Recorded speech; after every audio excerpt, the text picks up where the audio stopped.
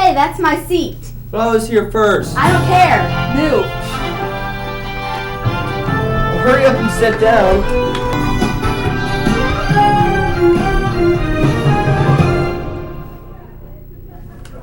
Education Today starts now.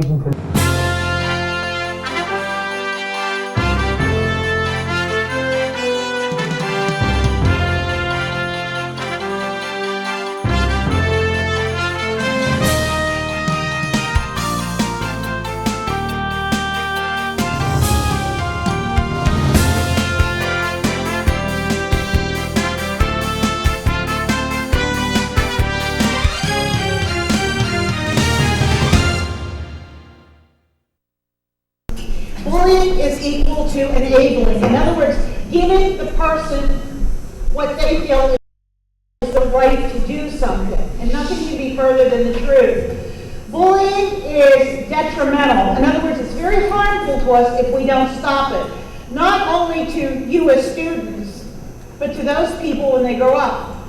As an adult and as a cop, I see a lot of people who are bullied, who, when they can't get their way in the adult world, turn their meanness on their children. These become a lot of the child abusers in society.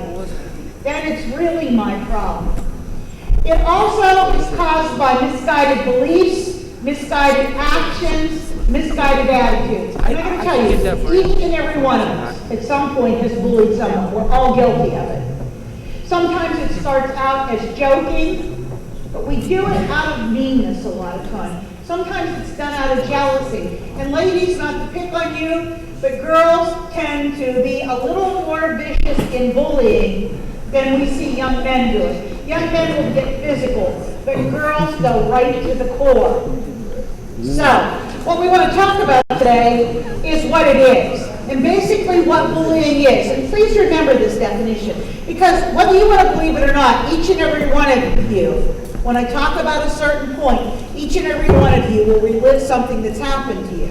And if I were to go through and talk to each and every one of you individually, I know that each and every one of you at some point has been a victim of this. It's just the way it is. Bullying is anything that causes physical or emotional pain on purpose. They can be mean or demeaning remarks. They can be animal noises. And I have to tell you, as a supervisor of adult men normally, I have seen my own guys stoop down and do this and make noises. And I have to check their behavior because they are representing the State Attorney General's office. It's rolling your eyes when somebody tells you something like, I don't believe you, or you're full of baloney. It's pointing at people and whispering about them. It's starting rumors. And the greatest place we're going to see this, and you're going to learn about this, is what we're doing today in the cyber world. Everybody texts. Everybody spreads rumors. And I'll tell you a little bit about that later on. It's just being on purpose, making fun of someone's clothing, making fun of something that has happened to someone that might be embarrassing, or knowing something embarrassing and starting those rumors through the school. It has an intentional background to it. And that's when you start to get intense, when you start to plan on purpose, is when you start to border on criminal elements. What are the characteristics of bullies? Well, we know they want power and control. They're not very popular, really. They're low to average popularity. We know that they have a minimal level of anxiety. In other words, they don't get too nervous and they don't get too worried about anything because they don't really care. They'll shift the blame or they'll shift the embarrassment to someone else. We also know that they have very hostile and aggressive behavior. In other words, they will fight you. They will do anything in their power to demean you. That they basically torment selected people. Maybe it's the smallest guy on the team. Maybe it's the smartest kid in the school. Maybe it's a kid with a special need. But they pick on them because they see them as an easy mark. We know that when they pick on them, they become very defiant. They don't think that they have to listen to the principal. They don't think they have to listen to other administrators. For some reason, they have this mental thing that they are elevated. And I'm going to tell you right now, they're not. They also are very good at seeming innocent. Not me, I don't know anything about it whenever you ask them. They always have to seem to have a plan about things, or they always have an excuse. They lack empathy. And if you don't know what that word is, I'm going to teach it to you today. Empathy means that you can understand how the other person feels. You've actually walked in their shoes. Maybe someone has lost someone very near or dear, a friend or family member. You understand that sorrow because maybe you have been through it yourself. You understand that loneliness. But there are people in the world that we call sociopaths that don't care about anything except themselves. They're always smarter, brighter, and better. And a lot of bullies do have psychological problems. They're self-destructive. Nobody really wants to be their friends. They attract a lot of people because they seem to have this power. But they really don't have friends. There's a lot of myths with bullying. One of the myths is that bullying is not a school problem.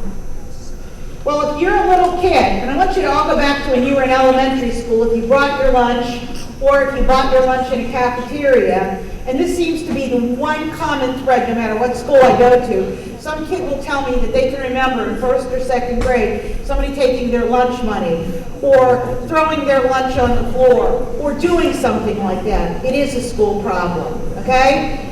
Some people basically maybe didn't go through that, but I think everybody remembers at one time being made fun of for something, or being the last person picked to be on a team, somebody questioning something another family member did. It is not a natural part of growing up. We make it a natural part. It doesn't happen in big city schools. I've seen it happen in private schools with maybe 200 kids in the entire school. It's only a male activity? Girls are getting meaner and leaner and more vicious all the time. And I don't mean necessarily you ladies in here, but we're seeing it more and more in urban settings.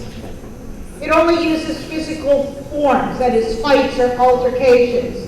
You can do more damage by saying one mean thing to somebody, saying one thing about them, than actually punching them. The black and blue mark and the soreness will go away.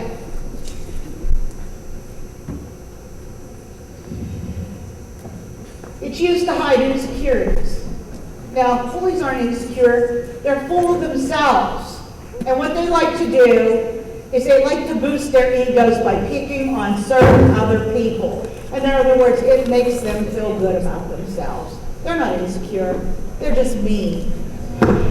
Basically, it's a gang problem. Well, I deal in 4 areas in my job. I deal with gangs, I deal with violence, I deal with narcotics, and I deal with cybercrime. And I deal with the worst of the worst, folks. This is like a Sunday day off coming and talking to students. It is not a gang problem, because gang problems, they spell it out very, very, very concise about what their likes or dislikes are, and you know who they target. It occurs more in the upper grades. Now, we see it in the grade schools all the time, but when it's not checked in the grade schools, it goes into juniors and seniors and middle school kids, because nobody knows how to control these kids. They choose victims who deserve torment.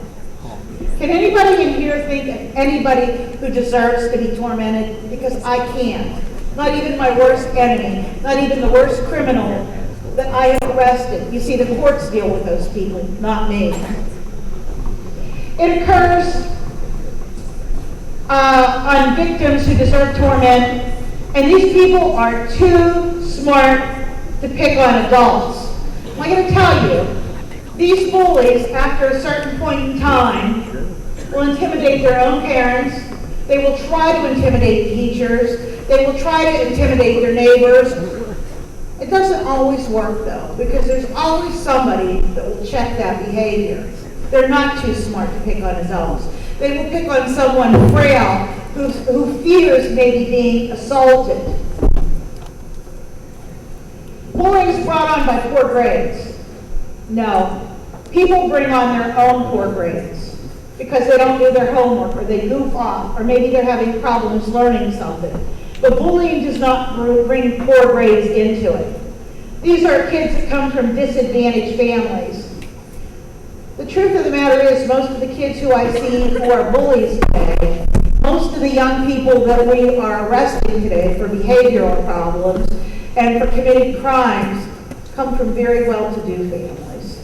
Has nothing to do with the poverty level or where your social status is. Bullies are unpopular. Now, on a scale of 1 to 10, they're probably about a 4 or 5.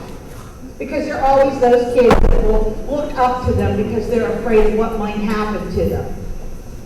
They respond to kindness and understanding. No, they don't, just like gangs don't. They see it as a weak spot, that I'm stupid, that I'm a sap, that I'm buying into it. They don't respond to kindness and understanding. What they respond to is when they're disciplined and when somebody knows what they're up to. Victims need to learn how to fight back. You need to learn how to stand up for yourselves, but you don't need to learn how to fight back. Violence and violence never solves anything. Not to mention the fact that if you're taking somebody on twice your size, you may end up getting very seriously hurt. And one of the other myths is once a bully, always a bully. And you're going to see that's not always the case, that once we check a bully's behavior, once they have to understand and they develop that empathy, then you're going to see a change in that behavior in that person. Who are the victims though? We're always talking about bullies and the bad people, but who are the innocent people that get picked on by these bullies? The victims basically get teased every day, they get made fun of. You know, they're the kind of kid that everybody laughs at in the bus, that people are pulling pranks on all the time. Not to be funny, but to be mean. They get pushed, shoved, kicked. Their clothing is torn. It's all stretched out of shape. They have bruises on them. Their glasses are all twisted. They have their books, money, and other belongings taken. They're excluded from sitting at certain tables at lunch. But I have to tell you, it even happened when I was in college. There were certain places in a college dining room that certain groups sat. And if you sat there and somebody came out of the dining line, they looked at you like, you know, you had 2 horns on your head and a towel because you didn't belong sitting at their table. They don't own that table. Nobody has any right. These are the kids that don't seem to have a single friend. These are the kids that we really have to worry about that are at risk. These are the kids that are suffering very deep emotional scars. These are the kids that always get picked last in teams or never get asked to go to social events, whether it's parties, whether it's outings, whether it's dances. Some of us have been there, some of us haven't. But I can remember myself feeling excluded from some things, and I remember some of my friends were really picked on, and it hurt. It hurt very badly. Am I at fault? Yeah, because I should have interceded back then, and I didn't. And I still feel guilty of it today. They tend to withdraw from confrontation. You never see them when a teacher tries to draw them out in a conversation or disagrees with a point. These are the kids that kind of curl into a ball and just let it go. They don't really care to fight the matter. They stay closer to adults. Their schoolwork starts to suffer. These kids can be very bright, but they have no desire to go on anymore because they don't feel that they matter in the world. They're insecure. They're very nervous. They often appear distressed. They tend to lose any kind of self-confidence. They don't really care how they dress anymore because what's the point? Who cares about them?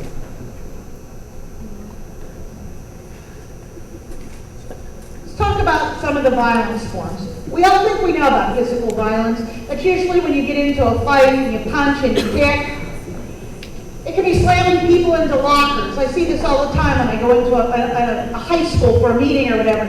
Kids going down and checking somebody into a locker.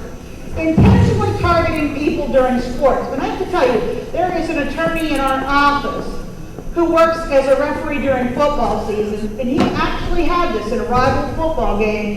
He got spiked pretty badly. He had to undergo surgery because there were rumors that they were going to spike these kids during the game.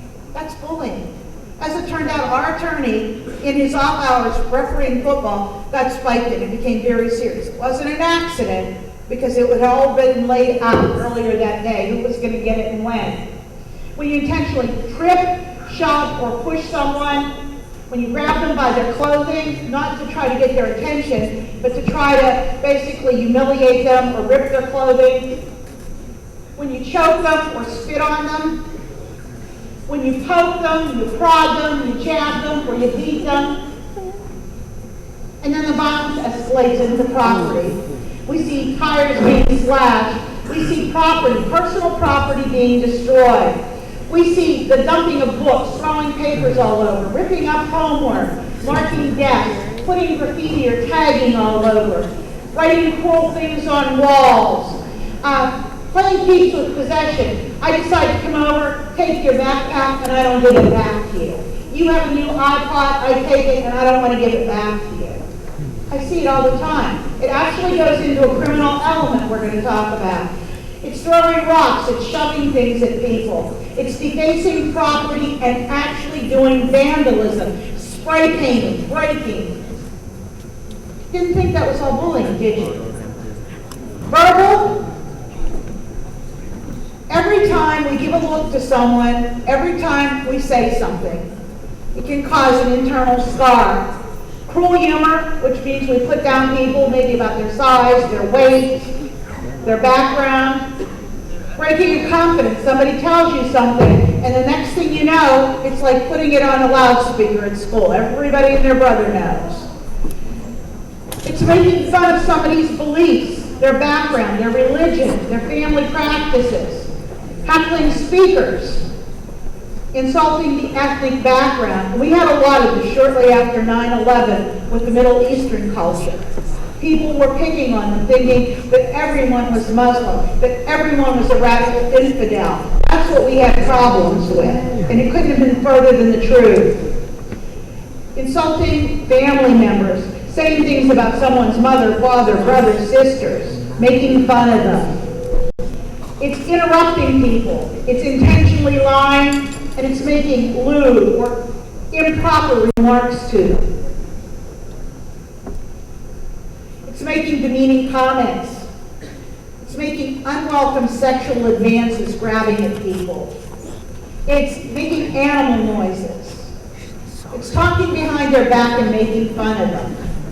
It's gossip, what you know isn't true, but you still spread. It's making fun of someone's opinion, whether they believe, whether they're an Obama candidate, whether they're a McCain candidate. You make fun of them saying, I think you're a loser just like that person. It's ordering a person around, ridiculing them, swearing at them, or using bad language. It's spreading lies and nasty rumors. It's taunting them, encouraging them to come at you so you can take them out. It's threatening to damage their property, physically harm them, or kill them. And I tell you, I get called into more schools over that than I can begin to tell you. I had an incident in Erie County last week, and I'll tell you about that in a minute. It's sending notes, texts, emails to intentionally cause problems. And guess what? Even if you do it at home, when you bring it into the school property here, it becomes a school problem. The school can act on it. It's displaying a mannequin or an effigy visually. It's displaying a weapon. Maybe you don't have that problem here. I'm hoping you don't. But when I get into the city schools, I have it. We had a 15-year-old boy killed in Erie last week coming out of school. Shot in the back. It's putting degrading pictures or cartoons out. Giving that look like you could kill someone. Glaring at them. Gesturing with obscene methods. Stalking people. Peeping at them. Staring at them. Threatening them with your fist. Pointing at them. Sticking your finger down your throat like you're going to throw up. Showing personal items of theirs in public that might embarrass them. Rolling your eyes. Making suggestive movements. Exposing yourself. It's betraying a trust. It's stealing. It's sabotaging two friends by lying about one another. It's protection for a fee, and it's poisoning someone against another person. So how serious is it? Why am I here telling you all these things?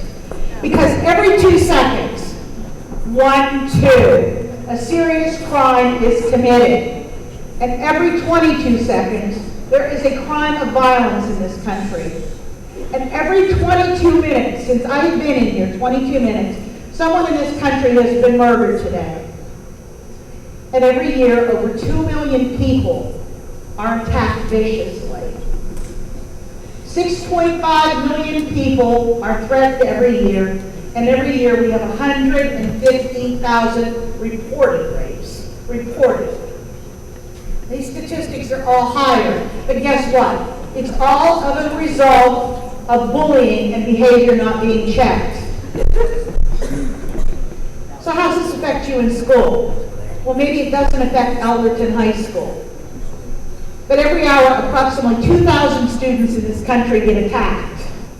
And every hour, about 40 educators get attacked.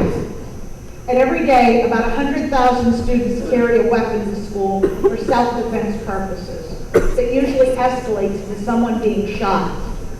And every day, about 160,000 people, about 400 times the size of your school, don't go to school because they are afraid of what is going to happen to them. So what are the consequences?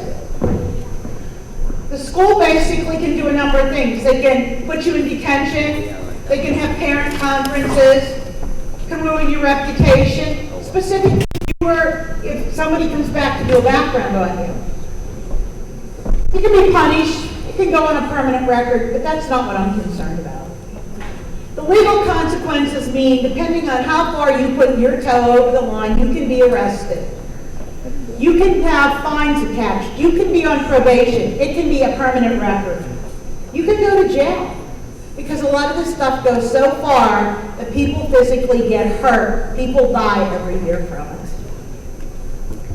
There's a social stigma attached to you then, because nobody wants that kind of person working for them.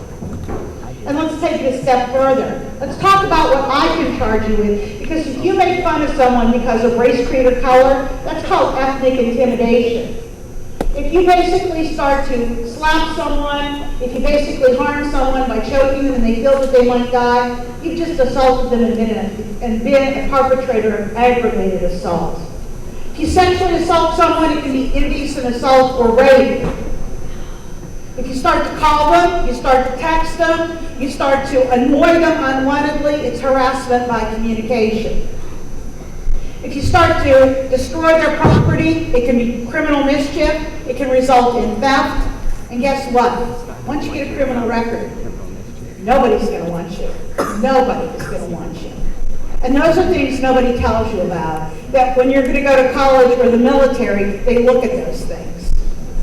We've had kids apply that we think are as pure as driven snow for our internships. They've been great in college. You know, the professors say they're good students. We go back and talk to the high school principals or guidance counselors, and they tell us that these were the kids from hell that harassed everybody, that basically destroyed property. They think that once they get out of high school that they're adults now. They can do what they want to, and now they become good citizens. But it's too late. It's too late. So what do you have to do? It's common sense. You have to think about other people, and there's an old thing we talked about yesterday called the golden rule. When I was a kid, the community service clubs, the Lions and the Kiwanis, used to give things out, rulers, that had what they called the golden rule. Treat others the way you want to be treated. But somehow people don't even know what that is anymore. Be responsible for yourself and your actions. Be responsible for your friends. Respect yourself, because I'm going to tell you something. If you don't respect yourself, no one's going to respect you. Basically, when you look in the mirror every day, you represent what other people see. The way you act here represents who you are. And trust me, it's the first step of a long staircase you have to climb. But I want to switch gears for a second right now, and I want to talk to you about the other problem that we're having, and that's cyberbullying. And I promise you it won't take very long to get through this, but I want to tell you how serious it is right now. And I want to define it first, because cyberbullying means you use some form of technology. It can be a BlackBerry, it can be a cell phone, it can be email, it can be pagers.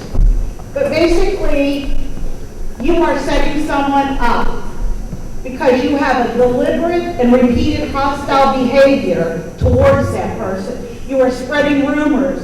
You are sending nasty pictures. And folks, this is about as serious as it gets right now. Because if we have someone sending threats to someone, I guarantee you the district attorneys of the state have just about had it right up to here. They are charging and they're making it stick like glue. So if you don't know what it is, please learn today, because a lot of kids are very frightened by this. It was called to Erie County last week because we had someone in an Xbox that threatened they were going to kill the other kid that night at school. The next morning the principal walks in, there's 3 kids that are all threatened. That kid's out of school now. And he should be.